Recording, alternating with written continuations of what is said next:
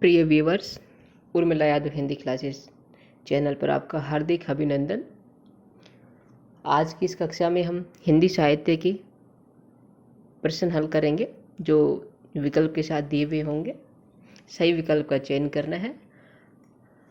आज की ये जो कड़ी है ये आपके लिए प्रैक्टिस टेस्ट है। टेस्ट नंबर 3 है। 2 हो चुके हैं, उनका लिंक आपको इस वीडियो के डिस्क्रिप्शन बॉक्स में मिल जाएगा, वो भी आप देख सकते हैं। 20 प्रश्नों की श्रृंखला है। आप ध्यान से सोच के समझ के सही विकल्प का चयन कीजिएगा और अपनी तैयारी का पता कीजिएगा कि कितने आपके सही हैं। अभी आपकी परीक्षा होने वाली है। एसटेट की होगी, यूजीसी नेट की होगी। साहित्य के क्वेश्चन आपके बहुत काम आएंगे। चलिए हल करते हैं और देखते हैं कितने आपके सही है। आपको समय मिलेगा, सही विकल्प का चयन करके कमेंट बॉक्स में लिखिएगा। साथ ही आप वीडियो को लाइक करें, शेयर करें, चैनल पर नए तो सब्सक्राइब भी करें ताकि मेरा उत्साहवर्धन हो और मैं आपके लिए इसी तरह टेस्ट श्रृंखला या कोई और साहित्य से संबंधित जानकारी लेकर आती रहूं। आज का जो पहला प्रश्न है वो है, इनमें से किस ग्रंथ में 63 महापुरुषों के चरित्रों का चित्रण किया गया है? ग्रंथ के नाम है पौमचर्यु, महापुराण, भविष्यत कथा, संदेश राशक। 4 है। इन चारों में से सही का चयन करना है जिसमें 63 महापुरुषों के चरित्रों का चित्रण किया गया है। सोचिएगा और फिर सही विकल्प का चयन कीजिएगा।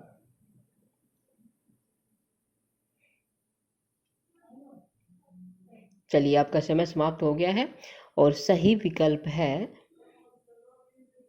महापुराण। कौन सा विकल्प सही है? महापुराण। दूसरा विकल्प सही है, महापुराण। इसमें 63 महापुरुषों के चरित्रों का चित्रण है। अगला प्रश्न है, पाउडा धोआ रचना किस जैन कवि की है? राम सिंह की है, हेमचंद्र की है या धनपाल की या फिर पुष्पदंत की? पाउडा धोआ जैन कवि की रचना है। नाम क्या है उस कवि का ये बताना है। चारों में से कौन है? राम सिंह है या फिर हेमचंद्र है या धनपाल है या पुष्पदंत? पाउडा धोआ किसका होगा आपके अनुसार?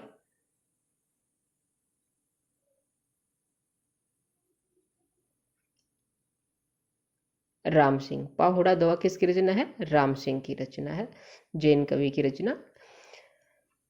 अगला प्रश्न है जो प्रश्न नंबर 3 है, शब्दानुशासन नामक प्राचीन व्याकरण के रचयिता कौन है? शब्दानुशासन नाम से व्याकरण ग्रंथ लिखा था, इसके रचयिता कौन है? पाणिनि है या राजशेखर है या धनपाल है या फिर हेमचंद्र? ने महर्षि पाणिनि ने भी व्याकरण ग्रंथ लिखा है, लेकिन कौन सा है? क्या यही है? कौन सा विकल्प आपका सही है? पाणिनि? नहीं, ये गलत होगा। उन्होंने संस्कृत में लिखा था और इसका सही उत्तर है हेमचंद्र। हेमचंद्र द्वारा लिखित है शब्दानुशासन जो कि व्याकरण ग्रंथ है। आगे है, पुष्पदंत का समय कौन सा है? पुष्पदंत इनका समय कौन सा है? 11वीं सदी है या 9वीं सदी है या फिर 10वीं या फिर 12वीं? पुष्पदंत इनका सही समय है, आपने चयन कर लिया होगा अब तक, 10वीं शताब्दी है। पुष्पदंत जी का जो समय है वो 10वीं शताब्दी है। सही उत्तर है 10वीं शती। एक हृदय भारत जननी किस स्मृति का आदर्श वाक्य था? एक हृदय भारत जननी किस स्मृति का आदर्श वाक्य था? स्मृति है हिंदी साहित्य सम्मेलन प्रयाग, काशी नागरी प्रचारणी सभा, राष्ट्रभाषा प्रचार समिति, हिंदी साहित्य दक्षिण हिंदी प्रचार सभा। ये सभी हिंदी का प्रचार प्रसार करने वाली संस्थाएं हैं और इनमें से कौन सी संस्था का आदर्श वाक्य था एक हृदय भारत जननी? हमें ये बताना है। चारों में से कौन सा विकल्प सही है? सोचिएगा।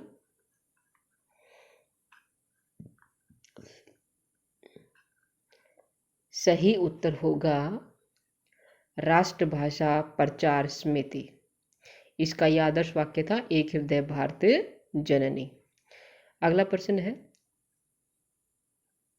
निम्न में से अवधी भाषा का प्रथम कवि कौन है? अवधी भाषा का प्रथम कवि कौन है ये बताना है। कुतुबन है या जायसी है या उस्मान है या मुल्ला दाऊद। अवधी भाषा का प्रथम कवि, प्रथम रचना मैं आपको बता दूं, चंदायन है। अब चंदायन के रचयिता कौन है ये आपको बताना है। जो अवधी भाषा की प्रथम रचना है चंदायन, और इसके कवि हैं कौन? कुतुबन? बिल्कुल नहीं, गलत। मुल्ला दाऊद। कौन है? मुल्ला दाऊद। प्रथम कवि मुल्ला दाऊद है। रचना कौन सी है? चंदायन। अगला है, पद्मावत की रचना जायसी ने किस भाषा में की? पद्मावत जायसी की रचना है, इन्होंने अवधी में लिखी थी या संस्कृत में, ठेठ ग्रामीण अवधी में या फिर हिंदी में? पद्मावत जायसी की रचना है। कौन सी भाषा में लिखी थी? अवधी में। अवधि तो थी, लेकिन कैसी अवधि थी? ठेठ ग्रामीण अवधि। सही उत्तर है ठेठ ग्रामीण अवधि। विश्व हिंदी दिवस कब मनाया जाता है? विश्व हिंदी दिवस, हिंदी दिवस 14 सितंबर को मनाया जाता है, और विश्व हिंदी दिवस की बात हो रही है यहाँ पे। ये कब मनाया जाता है? 10 मार्च को, 10 जून को, या 10 जुलाई को, या फिर 10 जनवरी को? विश्व हिंदी दिवस 10 जनवरी। सही उत्तर है 10 जनवरी। ठीक है, चलिए आगे बढ़ते हैं। हिंदी में कितनी उपभाषाएं व बोलियां हैं? हिंदी में कितनी उपभाषाएं व बोलियां हैं? उपभाषाएं बतानी है, फिर बोलियां बतानी है। उपभाषाएं हैं 5 या 18, 5 या 22, 5 या 20 या 5 या 17। कितनी है? क्या बताओगे? 5 उपभाषाएं हैं और 18 बोलियां हैं। पश्चिमी हिंदी, पूर्वी हिंदी, राजस्थानी, पहाड़ी, और कौन सी है? और है बिहारी। ठीक है, ये 5 उपभाषाएं हो गई हैं और 18 बोलियां हैं। देसी नाममाला प्राकृत अपभ्रंश कोश ग्रंथ किसका है? देसी नाममाला शंभू का है, हेमचंद्र का है, या पुष्पदंत का, या फिर धनपाल का? देसी नाममाला प्राकृत अपभ्रंश कोश ग्रंथ है, किसका है ये बताना है। और उम्मीद करती हूँ आपने सही विकल्प का चयन कर लिया होगा, और मेरा विकल्प है हेमचंद्र। देसी नाममाला प्राकृत अपभ्रंश कोश ग्रंथ है, हेमचंद्र का बिल्कुल सही है। अगला है, यूराल अल्ताई परिवार की भाषा है।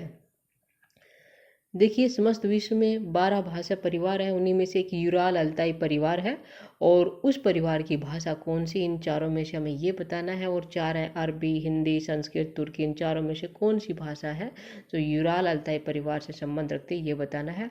और आपने अब तक चयन कर लिया होगा अपने विकल्प का, कौन सा है? सही विकल्प है तुर्की। तुर्की है यूराल अल्ताई परिवार की भाषा। इनमें से कौन सी भाषा प्रयोगात्मक है? हिंदी है, या संस्कृत है, या प्राकृत है, या पाली? वियोगात्मक भाषा हमें बताना है कौन सी है चारों में से। सही विकल्प कौन सा होगा? चलो देखते हैं आपका क्या होता है। पहला ही विकल्प सही होगा, हिंदी वियोगात्मक भाषा है। हिंदी भाषा का मोटे तौर पर प्रारंभ कब से हुआ था, ये बताना है। विकल्प है 500 ईस्वी, 1500 ईस्वी, 1000 ईस्वी और 1800 ईस्वी। हिंदी भाषा का मोटे तौर पर प्रारंभ कब से माना जाता है, ये बताना है। और सही विकल्प होगा 1000 ईस्वी। 1000 ईस्वी से हिंदी भाषा का आरंभ माना जाता है। सबसे पहले पाली है, फिर प्राकृत है, फिर अपभ्रंश है, और उसके बाद हिंदी आती है। पाली प्राकृत अपभ्रंश और हिंदी। पंजाबी भाषा का विकास किस अपभ्रंश से हुआ? मराठी, हिंदी, पेशाची, सिंधी। पंजाबी भाषा का विकास किस अपभ्रंश से हुआ ये बताना है, और सही विकल्प होगा पेशाची। पंजाबी का विकास पेशाची अपभ्रंश से हुआ था। अपभ्रंश के प्रमुख कवि धनपाल की रचना कौन सी है? धनपाल अपभ्रंश भाषा के कवि हैं, इनकी रचना कौन सी है? महापुराण है, या हुमायूं राजस्व है, या उपदेश रसायन रास है, या भविष्यत कथा है? धनपाल। महापुराण नहीं है, कुमार रासो भी नहीं है, उपदेश रसायन रास भी नहीं है, बच गया भविष्यत का। तो यही रचना है भविष्यत कहा या भविष्यत कथा, धनपाल की रचना है ये, जो अपभ्रंश के कवि हैं, जैन कवि हैं। देखिए, अभी तक आपने लाइक नहीं किया है तो कृपया करके लाइक कर दीजिए, शेयर कर दीजिए अपने बाकी दोस्तों को, ताकि उनको भी इन प्रश्नों का लाभ मिले। और सब्सक्राइब नहीं किया है तो सब्सक्राइब भी करें, ताकि मेरा उत्साहवर्धन हो, मोटिवेशन मिले, आपको नोटिफिकेशन मिले। हेमचंद्र का बचपन का क्या नाम था? चांगदेव था, देवदत्त था, बुद्धदेव था, या फिर सोमदेव था? हेमचंद्र का बचपन का नाम, जैन कवि है हेमचंद्र, और बचपन का नाम क्या था ये बताना है। तो क्या है आपका? चलिए, मेरा तो है चांगदेव, जो कि बिल्कुल सही है। हेमचंद्र का नाम था चांगदेव। बहुरूपीय परिवार की भाषाएं आकृति मूलक दृष्टि से कैसी हैं? बहुरूपीय परिवार की भाषाएं आकृति मूलक दृष्टि से कैसी हैं ये बताना है। योगात्मक है, या श्लिष्ट योगात्मक है, या अश्लिष्ट योगात्मक है, या इनमें से कोई नहीं। बहुरूपीय परिवार की भाषाएं कौन से परिवार की? बहुरूपीय परिवार की भाषाएं। और इसका सही उत्तर होगा, जैसे हिंदी योगात्मक भाषा थी ना, वियोगात्मक भाषा थी, तो ऐसे ही बहुरूपीय परिवार की जो भाषाएं हैं उनका सही उत्तर होगा श्लिष्ट योगात्मक। बहुरूपीय परिवार की भाषाएं श्लिष्ट योगात्मक है। ठीक है, ध्यान रखिएगा इस बात का। बहुरूपीय भाषा परिवार को भारत हिती नाम किसने दिया था? भारत हिती बहुरूपीय परिवार की भाषा को किसने नाम दिया था? एडवर्ड ने दिया था, या लेविस ने दिया था, या फिर स्टुवेंट ने दिया था, या आशकोली ने दिया था? इन चारों में से कोई एक है, और हमें एक का चयन करना है, और हमारा सही उत्तर होगा स्टुवेंट। बहुरूपीय भाषा परिवार को भारतीय नाम स्टुवेंट ने दिया था। कोसली एवं बैशवाड़ी हिंदी की किस बोली के अन्य नाम है? कोसली एवं बैशवाड़ी ये हिंदी की किसी बोली के नाम है। कौन सी बोली है वो? अवधी है, बघेली है, छत्तीसगढ़ी, या मगही है? कौन सी बोली जिसको कोसली या बैशवाड़ी भी कहते हैं? और इसका सही उत्तर होगा, क्या होगा? अवधी। अवधी को कोसली भी कहते हैं, या बैशवाड़ी भी कहते हैं। और इस श्रृंखला का अंतिम प्रश्न है, लरिया खलटाई हिंदी की किस बोली के अन्य नाम है? ये परीक्षा में आया हुआ है।